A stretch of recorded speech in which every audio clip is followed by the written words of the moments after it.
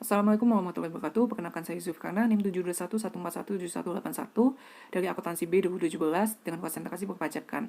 Di sini, saya akan membahas mengenai laporan keuangan perusahaan yang terdaftar di Bursa Efek Indonesia, yaitu PT UT Jaya Milk Industri dan Trading Company atau dengan kode saham WRTJ pada tahun 2019.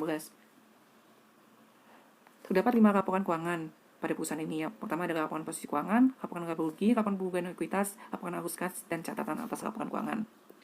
Ini merupakan surat pernyataan direksi tentang tanggung jawab atas laporan keuangan. Yang pertama adalah laporan posisi keuangan. Laporan posisi keuangan merupakan laporan yang melaporkan aset, liabilitas, dan ekuitas perusahaan pada saat tertentu untuk memudahkan analisis dalam memprediksi arus kas. Di sini disajikan saldo 2019 dan 2018, dan ini tengah merupakan catatan rinci yang dapat dilihat di CLK atau catatan atas laporan keuangan, sesuai dengan nomor tersebut dan akun tersebut. Aset sendiri dibagi menjadi dua, yaitu aset lancar dan aset tidak lancar. Aset lancar seperti kas dan setara kas, aset tidak lancar seperti hewan ternak produksi, aset tetap. Dan nantinya diperoleh total aset, yaitu penjumlahan dari total aset lancar dan total aset tidak lancar.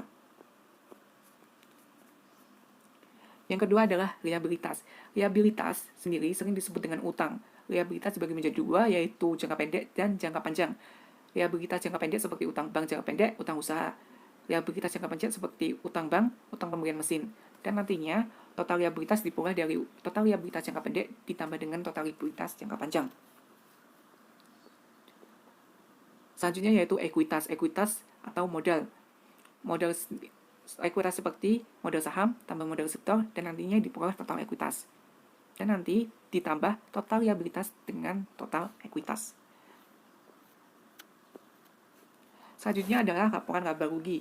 Laporan laba rugi di sini adalah untuk menunjukkan jumlah pendapatan, jumlah beban, jumlah laba rugi yang ditanggung atau diperoleh perusahaan setelah perusahaan beroperasi pada saat tertentu untuk menunjukkan kondisi keuangan perusahaan.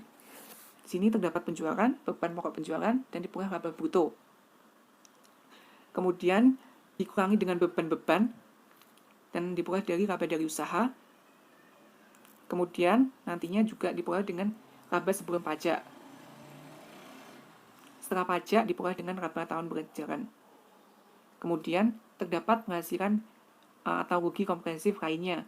Nantinya laba tahun berjalan ini nanti ditambah sesuai dengan penghasilan rugi komprehensif lainnya.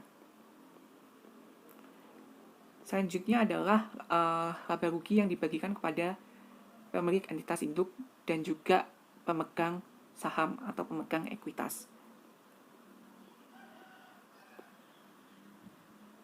Selanjutnya adalah laporan perubahan modal.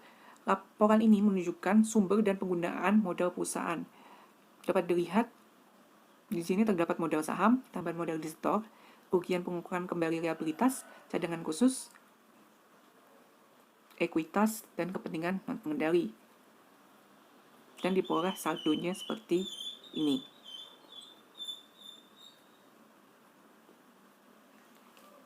Selanjutnya merupakan laporan arus kas. Laporan arus kas merupakan laporan yang menjelaskan tentang arus kas masuk, arus kas keluar, dan setara kas suatu entitas untuk periode tertentu. Laporan arus kas sendiri dibagi menjadi 3, yaitu aktivitas operasi, aktivitas investasi, dan aktivitas pendanaan. Yang pertama adalah aktivitas operasi. Aktivitas operasi merupakan penghasilan utama atau pendapatan yang diperoleh entitas dan aktivitas lain yang bukan termasuk aktivitas investasi dan aktivitas pendanaan, seperti contoh penerimaan kas, pengeluaran kas, dan penghasilan bunga. Yang kedua adalah arus kas dari investasi. Arus kas investasi yaitu berupa perolehan dan pelepasan aset jangka panjang serta investasi lain yang tidak termasuk setara kas. Yang ketiga adalah aktivitas pendanaan. Aktivitas yang mengakibatkan perubahan dalam jumlah serta komposisi kontribusi modal, seperti membayar dividen, pembayar utang bank. Dan nantinya akan diperoleh kenaikan dan penurunan neto kas dan setara kas. Dan ini merupakan kenaikan atau penurunan neto kas dan setara kas. Dilihat pada tahun 2018 mengalami penurunan dan pada tahun 2019 mengalami kenaikan.